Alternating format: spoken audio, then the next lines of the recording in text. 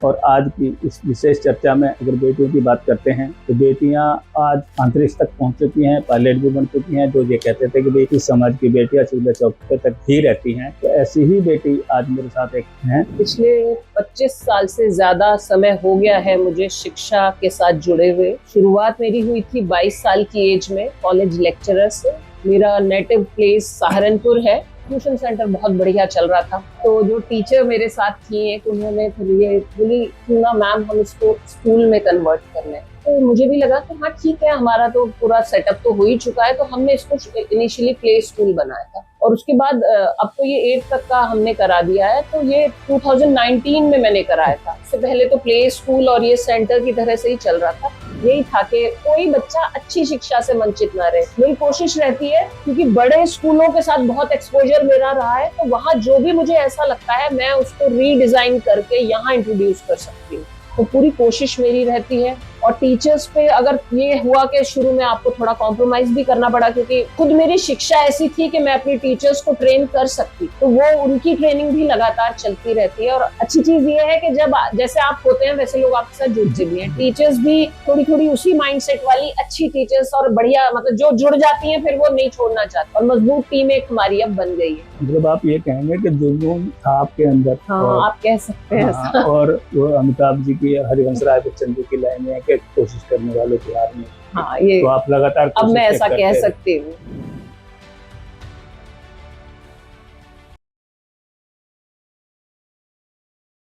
नमस्कार दोस्तों, आप जुड़ चुके हैं आपके अपने चैनल एक नई क्रांति से। मैं आपका अपना राजवीर पीरवान आप सभी का स्वागत करता हूं। और आज की इस विशेष चर्चा में अगर बेटियों की बात करते हैं तो बेटियां आज अंतरिक्ष तक पहुंच चुकी हैं, पायलट भी बन चुकी हैं। जो ये कहते थे कि भाई इस समाज की बेटियां चूल्हे चौके तक ही रहती हैं, तो ऐसी ही बेटी आज मेरे साथ एक हैं जिनसे हम विशेष उनसे चर्चा करेंगे। डॉक्टर रीना वर्मा। बहन जी आपका स्वागत है। तो सबसे पहले तो बहन जी मैं आपका परिचय दर्शकों से देना चाहूँगा, तो आप थोड़ा सा अपना परिचय। जी, परिचय, मेरा नाम डॉक्टर रीना वर्मा है। नमस्ते दर्शकों। और अभी एट प्रेजेंटली मैं एक स्कूल प्रिंसिपल के रूप में कार्य कर रही हूँ, और पिछले 25 साल से ज़्यादा समय हो गया है मुझे शिक्षा के साथ जुड़े हुए। शुरुआत मेरी हुई थी 22 साल की एज में कॉलेज लेक्चरर से। मेरा नेटिव प्लेस सहारनपुर है, तो जैन डिग्री कॉलेज सहारनपुर से एज अ हिस्ट्री लेक्चरर मेरी शुरुआत हुई। उसके बाद फिर शादी के बाद बहुत सारी अलग अलग प्रोफाइल्स पे मैंने काम किया है। कुछ IAS कोचिंग इंस्टीट्यूट के साथ काम किया है, प्रोफेशनल स्टडीज इंस्टीट्यूट में एज एन एडमिन काम किया। सबसे पहले इधर एक स्कूल है गाजियाबाद में, शादी के बाद जो मैं बता रही हूँ, सबसे पहले तो कॉलेज में किया, उसके बाद शादी के बाद मैंने यहाँ पर जो पहली जॉब की थी वो ठाकुर द्वारा स्कूल फॉर गर्ल्स है, उसमें एज TGT गर्ल्स मैंने शुरू किया, जो अपना जॉब किया था। उसके बाद यही चल रहा है 25 सालों से एक्चुअली। और अब ये स्कूल एक थॉट के साथ मैंने शुरू किया था, क्योंकि इतने सारे एक्सपीरियंस के बाद और शिक्षा के क्षेत्र में बहुत समय देने के बाद, बहुत ज्यादा एनालाइज करने के बाद ये रियलाइज किया था कि शिक्षा बेवजह महंगी कर दी गई है। तो उस थॉट के साथ फिर ये स्कूल का प्लान हुआ, और अभी वर्किंग एज अ प्रिंसिपल। इसके अलावा मेरा एक पॉडकास्ट चैनल है, संवाद अ पॉजिटिव डायलॉग, और एक सर्टिफाइड करियर काउंसलर हूँ मैं यूनिवर्सिटी ऑफ कैलिफोर्निया USA से। इसके अलावा मैं एक इंग्लिश लैंग्वेज ट्रेनर भी हूँ यूनिवर्सिटी ऑफ कैम्ब्रिज से, सर्टिफाइड ब्रिटिश काउंसिल से। और मेरा एक और प्लेटफॉर्म भी है संवाद के नाम से, जो कुछ बड़े इवेंट्स में जाके हम लोग कुछ अच्छे प्रबुद्ध लोगों के साथ अलग अलग टॉपिक्स पे डिस्कशन करते हैं। यही छोटा सा परिचय है। तो जी बहन जी, अभी आपने बताया कि नेटिव पैलेस आपका सहारनपुर है, और मैं समझता हूँ कि लोकल एरिया है, गांव का एरिया है, जहाँ तक मैं समझता हूँ। और अब से करीब 40 या 50 साल पहले नहीं समझता कि वहाँ शिक्षा का, वैसे तो सहारनपुर एजुकेशन का हब बोला जाता है, इसमें तो कोई बात नहीं है, लेकिन फिर भी आपका जो एजुकेशन की तरफ जो रुझान हुआ वो किस तरह से? नहीं, मैं आपको बताऊं, सहारनपुर जो है, सहारनपुर एक फुल फ्लेज सिटी है, अच्छा शहर है। और देहात तो हर शहर के आसपास बहुत सारा देहात भी है।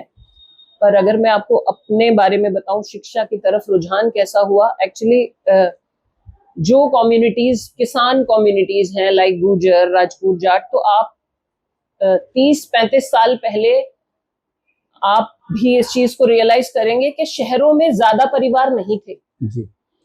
तो मेरा जो परिवार था, मेरे फादर बैंक मैनेजर थे, लेट श्री कल्याण सिंह वर्मा जी।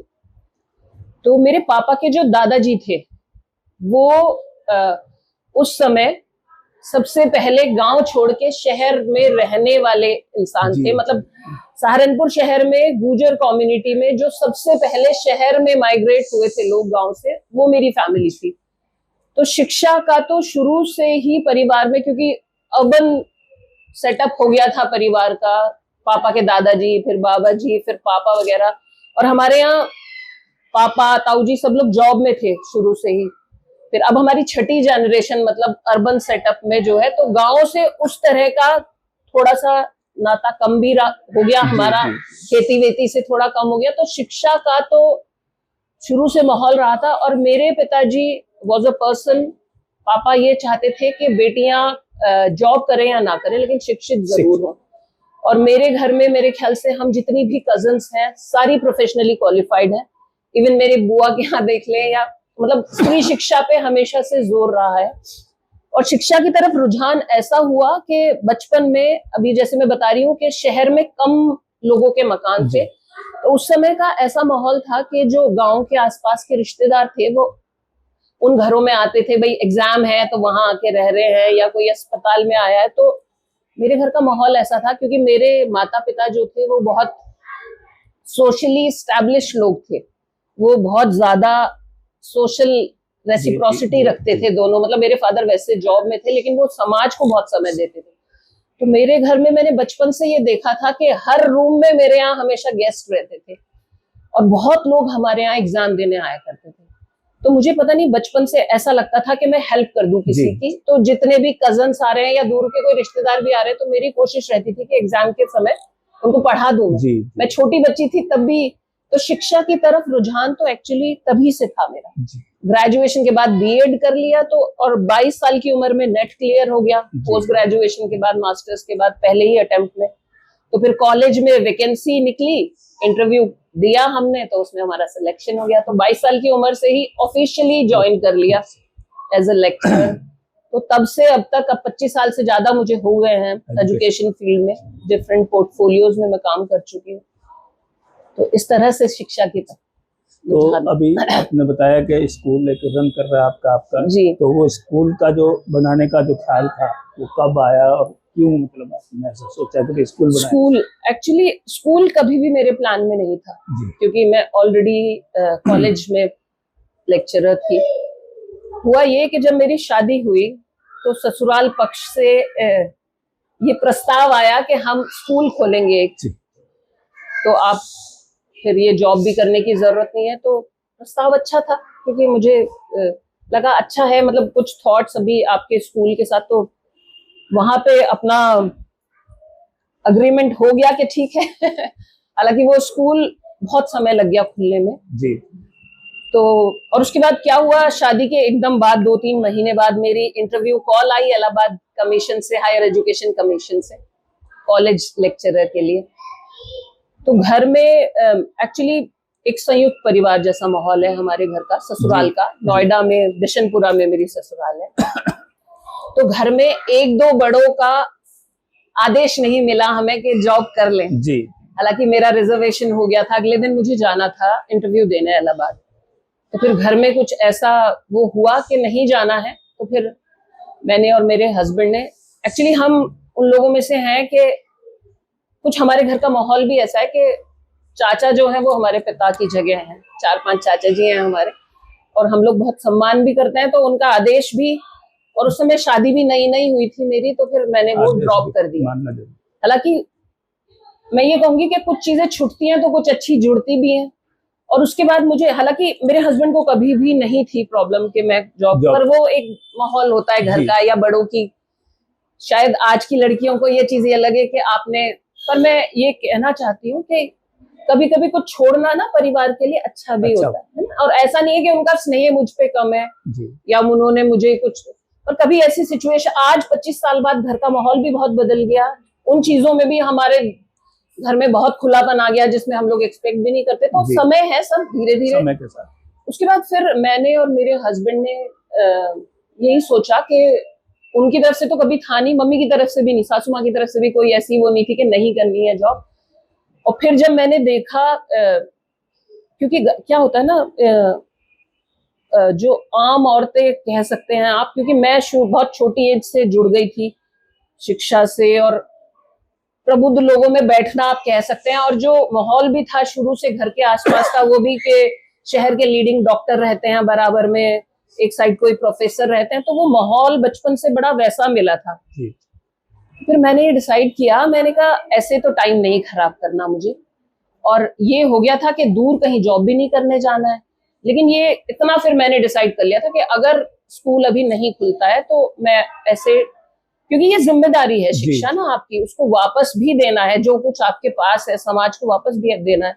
और ये ईश्वर की कृपा थी कि पैसे के लिए कभी जरूरत नहीं थी काम करने की, सरस्वती माँ की बहुत कृपा रही है, थोड़ी बहुत लक्ष्मी माँ की भी रही है। तो फिर मैंने ये डिसाइड किया कि चलो अभी फिलहाल क्या करते हैं कि ट्यूशंस वगैरह कुछ शुरू कर देते हैं। तो मैंने इंग्लिश का अपना 11th-12th क्लास के लिए ट्यूशन सेंटर शुरू कर दिया था अपने ही घर में। और फिर क्या हुआ, 1 साल बाद बिटिया हो गई। अब बिटिया भी हो गई तो उसके बाद फिर जॉब करने का तो ड्रॉप ही हो गया था आइडिया, लेकिन ट्यूशन सेंटर हमारा धीरे धीरे इसी जगह पे, मैं आपको बता रही हूँ, क्योंकि शुरू में 1 साल तो मैं बड़े फैमिली के साथ जॉइंट रही, फिर इधर मम्मी के पास आ गई, तो यहाँ फिर मैंने अपना ट्यूशन सेंटर शुरू कर दिया और वो चीज फिर ब्लूम करने लगी। फिर हमारे धीरे धीरे बैचेस बनने लगे, धीरे धीरे बिटिया मेरी स्कूल जाने लायक हो गई, 2.5 साल की हो गई, तो फिर मैंने डिसाइड किया कि अब मैं जॉब की तरफ देखूंगी।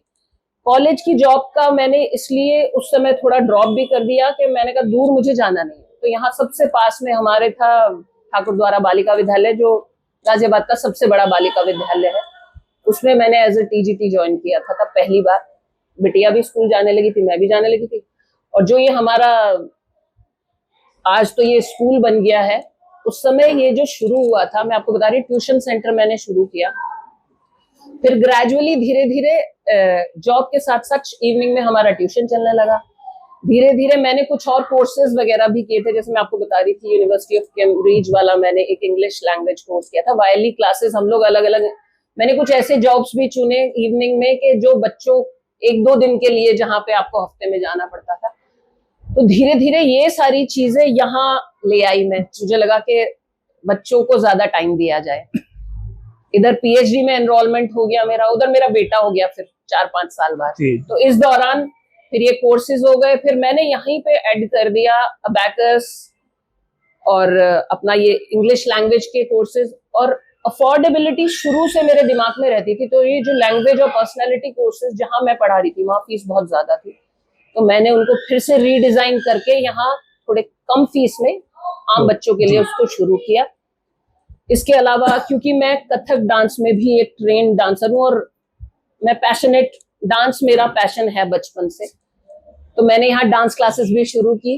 फिर हमने वो बैचेस इतने बड़े हो गए, हमने कोरियोग्राफर्स रखे, तो इतनी सारी चीजें, आर्ट एंड क्राफ्ट क्लासेस, फिर अलग अलग सब्जेक्ट टीचर्स आ गए। तो इवनिंग में ये, और ये आई एम रियली लकी कि ये जो जगह है, वैसे ये पुराने शहर में आ गई है, अब तो मैं यहाँ रहती नहीं हूँ 8-10 साल से, लेकिन ये घर जो है, इसी घर से हमारे परिवार में सबकी शिक्षा हुई, चाचाओं की, तो मेरा मन था कि इसको ऐसा कुछ बना दिया जाए जो परिवार की एक पहचान भी रहे और कुछ अच्छा काम यहाँ होता रहे।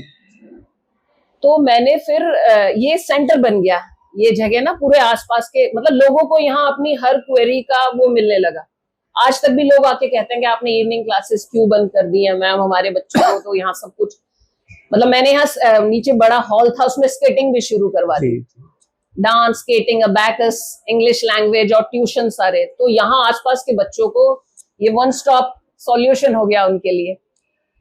और स्कूल अल्टीमेटली ऐसे हुआ कि जब मैंने अपने बच्चों का, क्योंकि मेरा काफी एजुकेशन भी हो गई, इधर पीएचडी चल रही थी, उसके बाद मैंने एमएड भी किया बहुत सारे। और जब मैंने अपने बच्चों का एडमिशन किया तो मेरे ख्याल से मैंने नोएडा, गाजियाबाद का कोई स्कूल नहीं छोड़ा। मैंने हर स्कूल में जाके देखा। अपनी बेटे के टाइम पे तो उतनी करने की जरूरत नहीं पड़ी, पता चल गया था।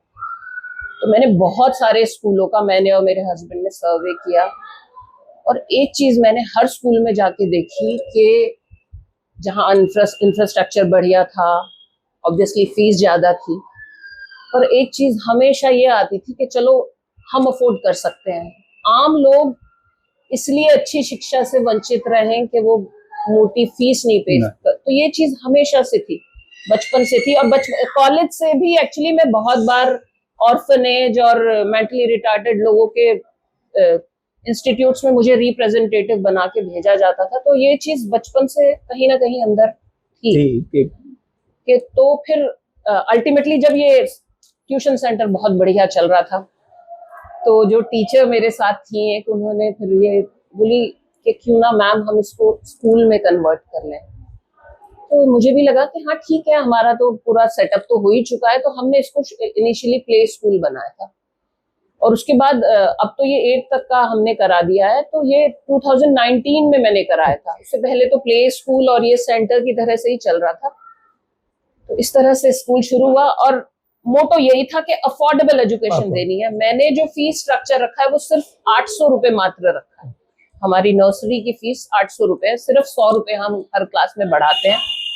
कोई एडमिशन फीस नहीं है, क्योंकि ये मेरा खुद से एक एक्सपेरिमेंट जैसा था। क्योंकि एक कहीं दिमाग में ये भी था कि बड़ा स्कूल कभी खुलेगा तो ये सारा एक्सपीरियंस भी उसमें काम आ जाएगा। हालांकि बड़ा स्कूल अब जाके वो 2 साल पहले रन हुआ है, लेकिन वो एक बिजनेस मॉडल स्कूल है। तो हालांकि उस समय हस्बैंड ने भी सोचा कि चलो, उन्होंने भी थोड़ा इन्वेस्ट कर दिया उस बड़े प्रोजेक्ट में। और वो है चाचा जी का स्कूल, और अब घर में ही चलाने वाले भाई बहन बहुत सारे हो गए हम लोग। तो वो एक सेटअप बना बनाया हो जाता है, क्योंकि फ्रेंचाइज ले ली है तो आपके पास करिकुलम भी है बनाया हुआ, सब कुछ है। और यहाँ मुझे स्क्रैच से करना था सब कुछ। तो इस तरह से ये स्कूल शुरू हुआ, और अब ये मेरे लिए एक प्रॉमिस जैसा हो गया है खुद से। तो बहन जी, अगर स्कूलों की बात करें जैसे, तो बहुत सारे स्कूल चल रहे हैं जी, अच्छे अच्छे स्कूल्स भी हैं। तो आप अपने स्कूल को कहाँ अलग देखते हैं, कितना अलग देखते हैं? अलग, एक तो मैंने आपको बताया कि अफोर्डेबिलिटी के हिसाब से अलग है। बाकी परेशानियां भी अगर मैं आपसे डिस्कस करूं, क्योंकि I was never a school person, मेरा तो हमेशा से हायर एजुकेशन में ही था। लेकिन और मुझे सच में बिल्कुल नहीं पता था कहाँ से मुझे बुक्स लेनी है, कहाँ से यूनिफॉर्म, कहाँ से एफिलिएशन होगी, बस। और शुरू में जब मेरे हस्बैंड ने मुझे देखा ये बहुत ज्यादा एफर्ट डाली है, तो इट वाज नॉट वेरी, उन्हें लगा तुम छोटे प्रोजेक्ट पे ज्यादा मेहनत कर रही हो। पर मुझे कहीं ना कहीं अंदर से ये थी कि बड़ा प्रोजेक्ट जब होता है ना, तो उसमें बहुत सारा पैसा डाल दिया जाता है। और जब आप पैसा डाल देते हैं ना किसी चीज में, फिर एनी हाउ आपको वो पैसा वापस लेना होता है, क्योंकि ये नेचुरल सी बात है। तो मेरी कहीं ना कहीं अपने आप से ये, मैंने कहा एक्सपेरिमेंट करके देखते हैं। बहुत ज्यादा घर से भी मुझे ना लेना पड़े, ठीक है, स्पेस मुझे मिल गया है। उतना बड़ा स्पेस नहीं था ये, क्योंकि ये 5 मंजिल का घर ही है हमारा, और सामने भी एक है, उसमें तो हमने अपना प्लेग्राउंड और वो बना दिया है, फंक्शन एक्टिविटी एरिया। 2 घर थे आमने सामने, पर फिर भी उतने बड़े प्लेग्राउंड्स नहीं थे। तो ये चैलेंज ऐसा था मेरे सामने, पर कोशिश की, चीजें ढूंढी, और खुद पे विश्वास इसलिए था कि उस लेवल की एजुकेशन पूरी हो गई थी, एमएड भी हो गई थी, ऑलमोस्ट पीएचडी इधर कंप्लीट हो गई। तो और बहुत सारे नेट, यूपीटेट, सीटेट सारे एग्जाम्स देती रहती थी मैं। आइल्स दे दिया कभी अपना, ये अभी रिसेंटली मैंने करियर काउंसलिंग किया है 2 साल 3 साल पहले। तो मोटो यही था स्कूल को खोलने के पीछे कि कुछ भी हो जाए, मतलब ये बर्डन आपको अपने ऊपर नहीं लेना कि स्कूल मुझे चलाना है, इसलिए मैं पेरेंट्स की जेब पे ज्यादा बर्डन डालूं। और ईश्वर की कृपा है, मैं ये मानती हूँ, अगर आपकी नीयत अच्छी है तो भगवान आपका साथ देता है। आज इस क्षेत्र में एक ठीक ठाक पहचान भी हो गई है स्कूल की, पेरेंट्स खुश हैं, और अक्सर पेरेंट्स की अब ये क्वेरी आ रही है कि मैम अब इसे और आगे बढ़ा लीजिए। जी अब वो ये पता नहीं यहाँ हो पाएगा या मुझे कहीं और, बाकी अभी यही था कि कम पैसे में पेरेंट्स के ऊपर और कोई बच्चा अच्छी शिक्षा से वंचित ना रहे। मेरी कोशिश रहती है, क्योंकि बड़े स्कूलों के साथ बहुत एक्सपोजर मेरा रहा है, तो वहां जो भी मुझे ऐसा लगता है मैं उसको रीडिजाइन करके यहाँ इंट्रोड्यूस कर सकती हूँ। तो पूरी कोशिश मेरी रहती है। और टीचर्स पे अगर ये हुआ कि शुरू में आपको थोड़ा कॉम्प्रोमाइज भी करना पड़ा, क्योंकि लेकिन वो खुद मेरी शिक्षा ऐसी थी कि मैं अपनी टीचर्स को ट्रेन कर सकती थी, तो वो उनकी ट्रेनिंग भी लगातार चलती रहती है। और अच्छी चीज ये है कि जब जैसे आप होते हैं वैसे लोग आपके साथ जुड़ते भी हैं। टीचर्स भी थोड़ी थोड़ी उसी माइंडसेट वाली अच्छी टीचर्स और बढ़िया, मतलब जो जुड़ जाती हैं फिर वो नहीं छोड़ना चाहती, और मजबूत टीम एक हमारी अब बन गई है। तो जी मतलब आप ये कहेंगे कि जुनून था आपके अंदर। हाँ, आप कह सकते हैं हाँ, ऐसा। और वो अमिताभ जी की, हरिवंश राय बच्चन जी की लाइन है कि कोशिश करने वालों की हार नहीं। हाँ, ये तो आप लगातार अब मैं ऐसा कह रहे। सकती हूँ कि तो जी इसके अलावा बहन जी आपका एक ट्रस्ट भी है। हाँ जी। तो उस ट्रस्ट के मतलब बनाना और उसका उद्देश्य तो शॉर्ट में अगर एक्चुअली बताएं हाँ तो। जी, ट्रस्ट पहले से प्लान में था जी। हमारे कि एक ट्रस्ट बनाना है। और क्योंकि मेरे जो फादर इन लॉ थे, पिताजी हमारे, वो भी बहुत सामाजिक व्यक्ति थे। वो एमपी का इलेक्शन भी लड़े थे अजीत सिंह के अगेंस्ट, बागपत कॉन्स्टिट्यूएंसी से, बिशनपुरा से, लेट श्री जिले सिंह जी। जी। और वो एक बहुत समाज सेवी इंसान थे, और बहुत, मैं तो उनसे कभी मिली नहीं, मेरी शादी से बहुत साल पहले वो चले गए थे, लेकिन उनकी जो थॉट थी, और उधर मेरे पापा की, जो सहारनपुर वाले मेरे पापा श्री कल्याण सिंह, ये दो व्यक्तियों की विचारों का बहुत मुझे ऐसा लगता है कि मैंने कोशिश की है कि मैं इन दोनों के विचारों को आगे ले जा पाऊं। तो जैसे मेरे सहारनपुर वाले पिताजी का नाम भी कल्याण सिंह था, और उनके काम भी, जब मैं लोगों से मिलती थी तो एक अच्छी छवि वाले, बहुत सरल और अच्छे इंसान थे। ऐसे ही मैं अपने पिताजी के बारे में, ससुर जी के बारे में जब सुनती हूँ, तो उस समय आप देखिए कि दहेज की हम बात करते हैं, वो बिना दहेज की शादियों के प्रबल समर्थक थे। उन्होंने खुद अपनी शादी में भी कुछ नहीं लिया, और हमारे यहाँ 2-3 जनरेशन से ये प्रथा चल रही है कि शादियों में कोई डिमांड नहीं की जाती हमारे विशनपुरा परिवार की तरफ से। पिताजी ने गांव में एक पहला स्कूल खोला था अपनी जगह में, तो उनको शिक्षा और सामाजिक सुधार, इन सब चीजों का उनमें बहुत ज्यादा, और बड़े हेल्पफुल इंसान थे। उन्होंने शायद नोएडा क्षेत्र में, मैं तो इतना जानती नहीं, पर मैंने सुना है काफी लोगों की जमीनें उन्होंने बचाई हैं, किसानों की। तो ये सब चीजें मेरे और हितेन जी, मेरे हस्बैंड के दिमाग में थी। तो हमने सोचा एक ट्रस्ट बनाते हैं। ट्रस्ट का नाम भी उन्होंने ही डिसाइड किया, मेरे हस्बैंड ने। शाश्वत कल्याण, शाश्वत मेरे बेटे का नाम है, कल्याण मेरे फादर का नाम था, तो ये उन्होंने ही सजेस्ट किया कि नाम ये ऐसे इसका रखा जाए। और फिर शिक्षा में क्योंकि काम करना था, तो ये फिर स्कूल खुल गया उसी ट्रस्ट के अंडर में। तो शिक्षा में तो हम फुल फ्लेजली काम कर रहे हैं। और इसके अलावा ट्रस्ट जो मेरी करती है, हम लोग हर साल कम से कम 2 बार एक बड़ा डोनेशन ड्राइव करते हैं। जैसे दिवाली के आसपास नए कपड़े, पुराने भी कोई अच्छी कंडीशन के दे, उसमें फिर स्वीट्स, स्टेशनरी, बच्चों के यूज की चीजें, इन सब को हम डिस्ट्रीब्यूट करते हैं। इस बार मैंने सोचा है कि नए कपड़े हम लोग एक लॉट बड़ा भेजेंगे पंजाब बाढ़ पीड़ितों के लिए। और इसके अलावा जैसे कोई सिलाई सेंटर है महिलाओं का, वहां पे मशीनें दे देते हैं कभी कभी। किसी स्लम में जाके ड्राइंग कॉम्पिटिशन्स वगैरह कराते हैं महिलाओं के लिए। फाइनेंशियल अवेयरनेस, इधर यूनियन बैंक ऑफ इंडिया भी है, उनके साथ 1-2 बार हमने फाइनेंशियल अवेयरनेस कैंप्स किए हैं महिलाओं के लिए, या जो स्कूल में बच्चे पढ़ते हैं उनकी मम्मियों के लिए।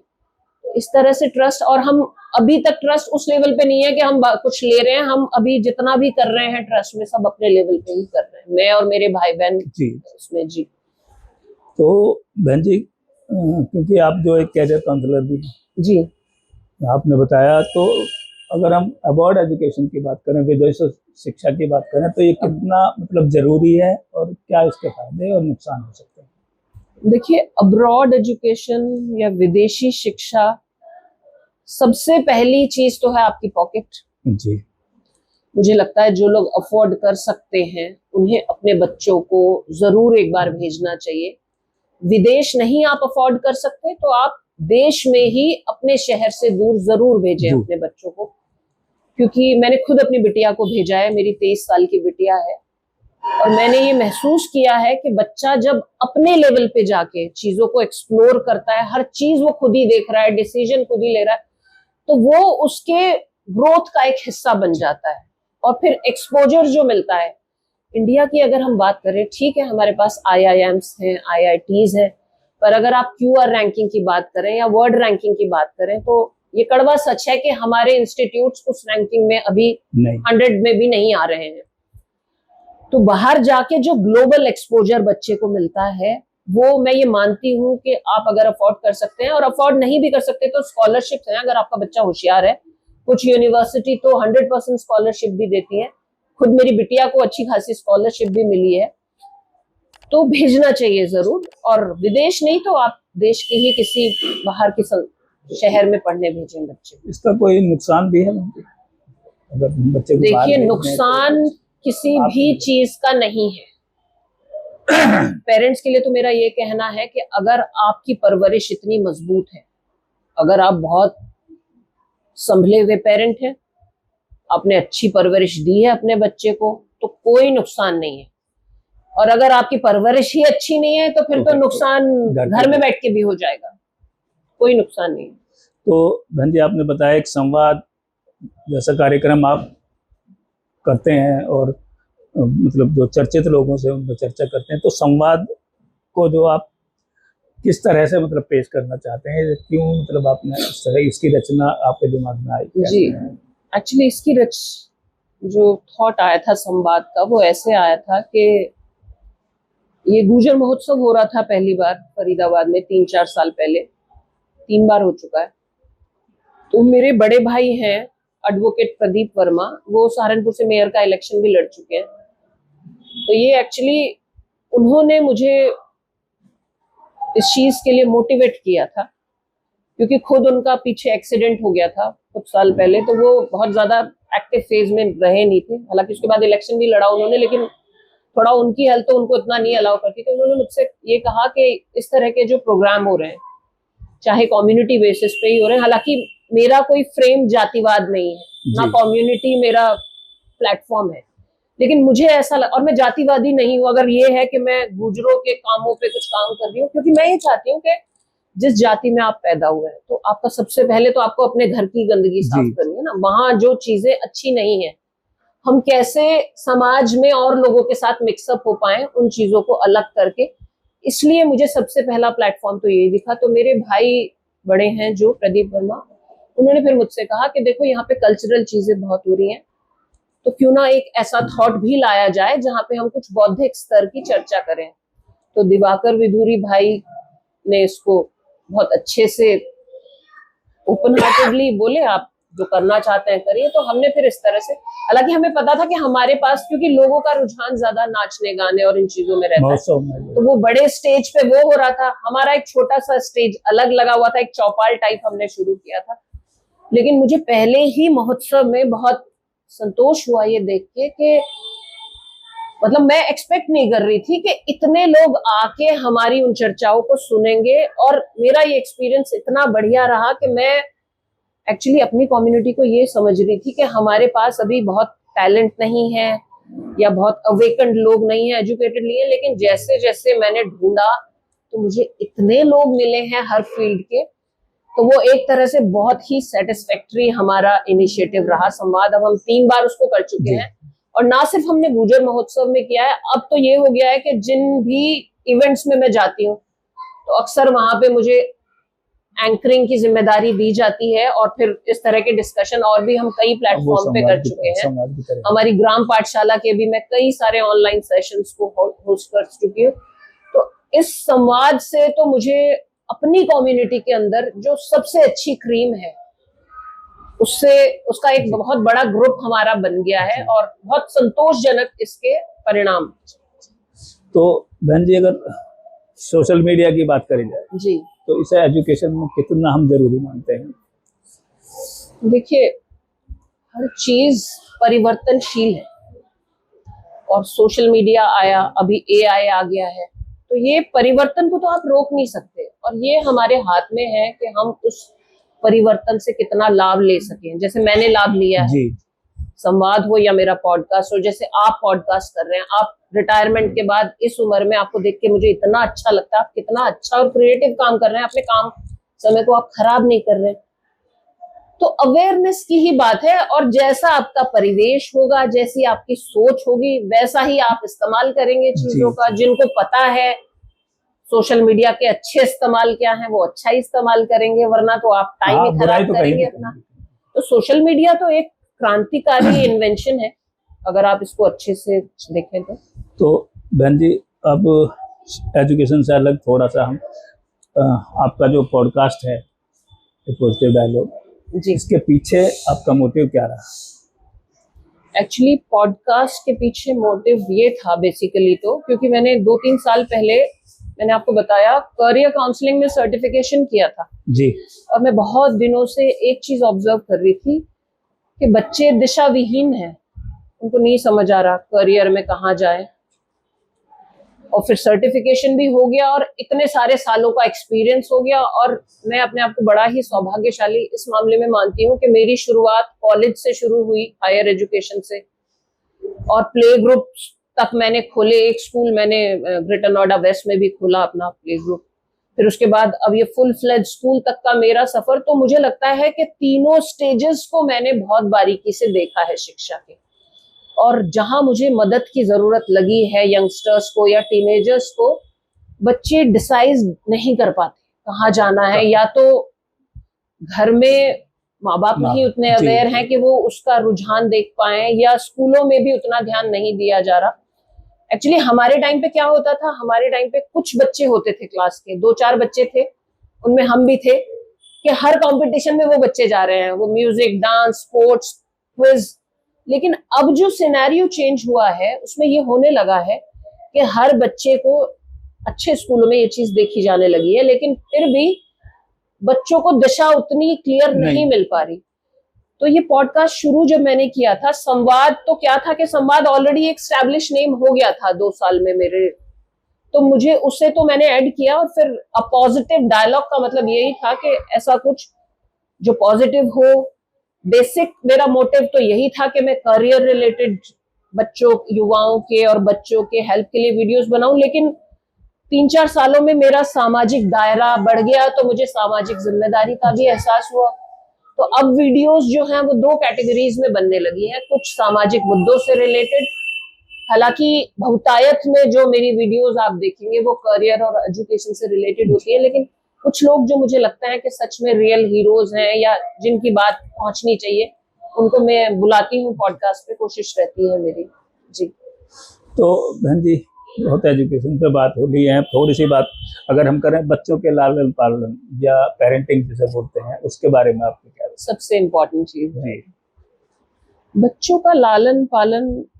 एक्चुअली सब चीजें ना एक धुरी है शिक्षा, और शिक्षा सिर्फ डिग्री नहीं है। शिक्षा का मतलब है आपकी जागरूकता, कितने अवेयर हैं आप, एम्पैथी कितनी है आप में, आप इमोशनली कितने कंट्रोल, बहुत सारी चीजें हैं। तो देखिए, जो बेहतर पेरेंट्स हैं वो बेहतर बच्चे बड़े करते हैं, ये तो सच है। लेकिन पेरेंटिंग में मैं एक चीज जरूर मानती हूँ, अगर आप आजकल के समय में देखें जहां आपाधापी है कमाने की, 6 साल तक का जो बच्चा है वो सबसे ज्यादा सीखता है, पूरी जिंदगी में जितना सीखता है उससे। तो मैं एक मेरा रिक्वेस्ट कह सकती हूँ मैं इसको पेरेंट से है कि अगर आप पेरेंट बन गए हैं या तो आप पेरेंट नहीं हैं, एक तो पेरेंट एक्सीडेंटली मत बनिए, अपने आप को पहले प्रिपेयर कर लीजिए कि मुझे अब पेरेंट बनना है। और अगर आप पेरेंट बन गए हैं तो फिर उस जिम्मेदारी से भागिए मत। वो शुरू के जो 5-6 साल हैं वो बहुत क्रूशियल साल हैं।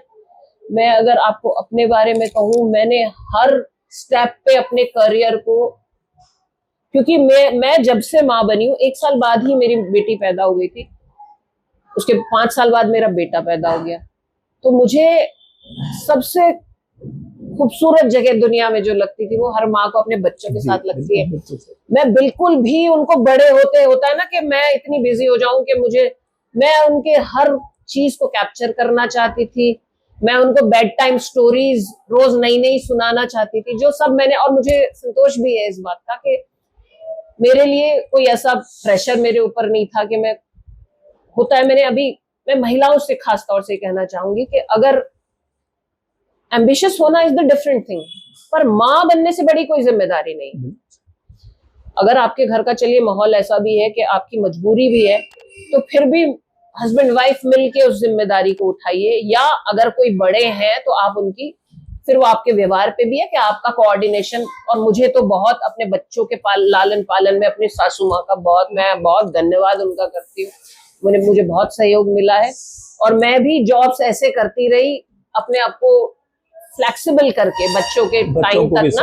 हाँ, अब मेरे दोनों बच्चे बड़े हो गए हैं, अब फ्री हो गई हूँ मैं 2-3 साल से, तो मैं थोड़ा सा सोशली एक्टिव भी हो गई हूँ, और जिम्मेदारियां भी हैं, लगता है समाज के लिए भी है, बच्चों के लिए तो है।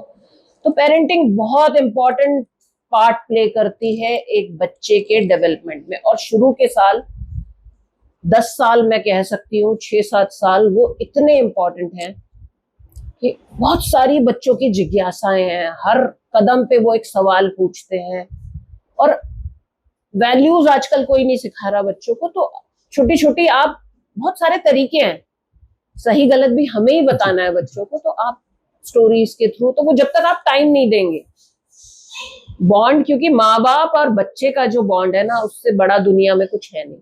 तो अपने बच्चों को एक सेफ एनवायरनमेंट दीजिए, उन्हें ये कहिए कि दुनिया में कुछ भी हो जाए हम हैं तेरे लिए। और बचपन में जो ग्रोथ वाला पीरियड है, उन्हें बहुत ज्यादा समय दीजिए, उनकी बातों को सुनिए। पेरेंटिंग बहुत इम्पोर्टेंट है।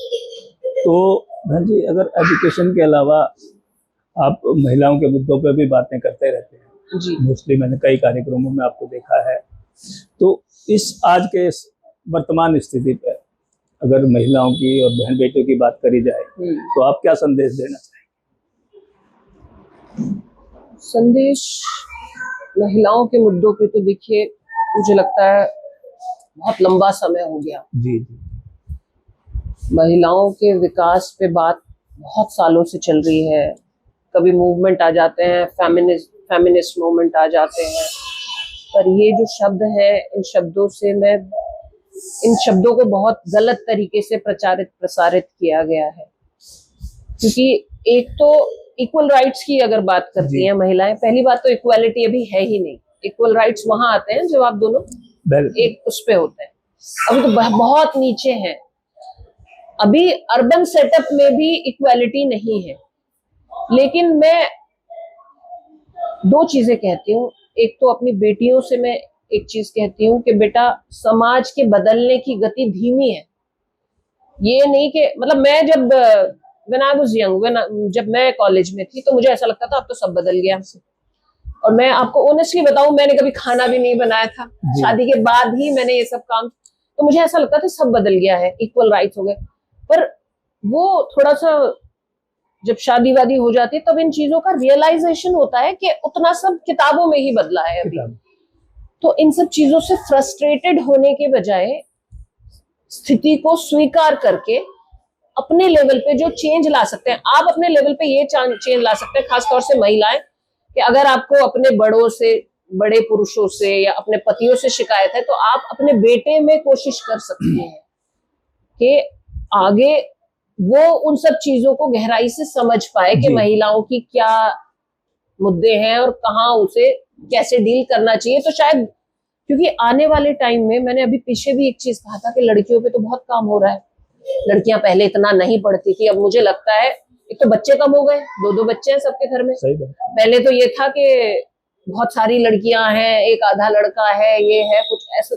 हाँ। अब 2-2 बच्चे हैं सबके, एक बेटा एक बेटी, ज्यादातर घरों में एक भी है। तो इक्वली मुझे लगता है गांव में भी कोई माँ बाप आजकल नहीं ऐसा भेदभाव कर रहे हैं बच्चों के, ना स्वास्थ्य में कर रहे हैं बेटियों के, ना उनकी पढ़ाई में कर रहे हैं। तो हम सब ना चाहते हुए भी इक्वालिटी पे धीरे धीरे आएंगी बेटियां। तो आने वाला समय फिर ऐसा आएगा कि अभी तक जो चल रहा था सिस्टम, वहां फिर पुरुषों के रोल में शिफ्ट आएगा। क्योंकि अभी तक तो ये चल रहा था कि he is the boss of the family, और बॉस इस सेंस में नहीं कि चलिए आप बड़े उम्र में, अभी तक ये था कि सारे इंपॉर्टेंट डिसीजन वहीं से हो रहे थे। तो लेकिन अब आने वाले टाइम में ये तो होगा कि, और लड़कियां मुझे लगता नहीं कि पढ़ने के बाद घर बैठना चाहेंगी, क्योंकि इंडिपेंडेंट हर कोई होना चाहता है। नहीं उनको शायद अच्छा लगे भाई आप मुझे, मैं आपसे हर महीने कहूँ कि मुझे खर्चा दीजिए। और ये शिक्षा जिम्मेदारी भी है। अगर एक बेटी पढ़ लिख ली है तो वो उसको फिर उसे, और फिर अभी कल परसों मैंने एक उसमें ये भी कहा था कि जब बेटी घर का काम कर रही है, महिला खाना बना रही है, एक नौकर से ज्यादा डेडिकेटेड, नौकर तो आएगा मोटा मोटा काम करके तनख्वाह लेके जाएगा, वो तो अपना तन मन धन और अपने पूरे इमोशंस के साथ आपको खाना भी बना के दे रहे हैं। तो आप ये भी नहीं कर रहे हैं कि आप उसको फाइनेंशियली सपोर्ट, जितनी भी, ये लड़कियों की गलत बात है कि आप दूसरी महिलाओं को देख के जो फाइनेंशियली आपसे अपर लेवल पे है कि आप कहें जी मुझे भी ये चाहिए, मुझे भी फॉरेन ट्रिप पे जाना है, मेरे ये तो आपकी अपनी बुद्धिमत्ता होनी चाहिए। लेकिन जो भी आपका फाइनेंशियल स्टेटस है उसमें महिलाओं को आर्थिक सुरक्षा दी जानी बहुत जरूरी है। अगर वो घर में रह के काम कर रही है तो भी, और बाहर रह के कमा के आ रही है तो फिर आप जिम्मेदारियों में बराबर का डिस्ट्रीब्यूशन होना चाहिए। तो दर्शकों, आपने सुना बहुमुखी प्रतिभा की धनी हमारी बहन डॉक्टर रीना वर्मा जी अलग अलग विषयों पर बात करी। और आपको अगर कोई और सवाल इस वीडियो के बारे में और जो बहन जी से बातें हुई हैं इन पर कोई भी सवाल हो तो आप कमेंट करें। बहन जी, चलते चलते एक सवाल और मेरे मन में उठ रहा है कि आजकल जो बच्चे एजुकेटेड हो रहे हैं, चाहे लड़का है या लड़की है, तो एजुकेटेड और क्वालिफिकेशन, इसमें क्या अंतर समझ रहे हैं आप? क्वालिफाइड भी हो रहे हैं बच्चे, भाई हम पढ़ तो लिए, डिग्री हमने ले ली, तो हम जो हमारी सामाजिक जिम्मेदारियां हैं या जो सामाजिक हमारा परिवेश है, क्या हम उसे समझ रहे हैं पढ़ लिख के? ये आजकल आपको ऐसा लगता है? मुझे ऐसा लगता है वैसे कि ज्यादा जिम्मेदारी परिवारों की है। मतलब आप ये सोचें कि बच्चा बड़े स्कूल में जाके पढ़ रहा है, स्कूल क्या सिखाएंगे बच्चे को? जैसे मैंने कहा कि 6 साल तक तो बच्चे का आधे से ज्यादा मेंटल बौद्धिक विकास हो चुका है। अब स्कूल जाके सब बच्चों को एक जैसी नजर से देखेगा, सब बच्चों की अलग अलग सामाजिक दायरे हैं, अलग अलग सामाजिक परिवेश है। आपके घर का क्या सामाजिक परिवेश है ये माता पिता बेहतर जानते हैं। और एक चीज है कि पकड़िए मत, माता पिता के लिए भी ये संदेश है कि बच्चे को अब वो समय नहीं है, रेस्ट न किया जाए, है ना? आपने उसे शिक्षा दे दी, और अगर आपको अपनी परवरिश और शिक्षा पे भरोसा है तो अपने बच्चों के निर्णयों को भी स्वीकार करिए, उन्हें भी इज्जत दीजिए। मतलब ये मानिए कि बच्चा मेरा कोई निर्णय ले रहा है तो वो पागल नहीं है, पागल नहीं, उसे आपने इतना शिक्षित तो बना दिया है। फिर अगर इस तरह की चीजें होंगी तो बच्चे सामाजिक जिम्मेदारियां भी समझेंगे। और ये फेलियर तो माँ बाप का ज्यादा है। अगर बच्चा सोशली नहीं अच्छे से एडजस्ट करता है, या उसको आपने उसे शायद समझा नहीं वो क्या चाह रहा है, तो फिर कोशिश कीजिए उसका परिवेश थोड़ा थोड़ा वैसे ही बनाने की कोशिश कीजिए।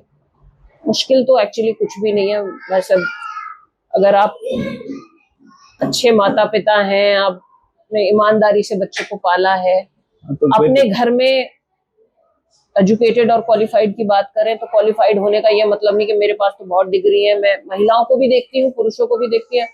पुरुष कोई IAS PCS बन गया तो उसका ओरा ऐसे हो जाता है कि मैं तो मालिक हो गया हूँ। महिलाएं बहुत डिग्रियों के बाद मैंने देखा अपने ही घर में अपनी सासू माँ से बदतमीज, वो तो डिग्री तो आप छोड़ ही दीजिए, डिग्री वाली औरतें तो मैंने देखा फिर भी बहुत संभल के।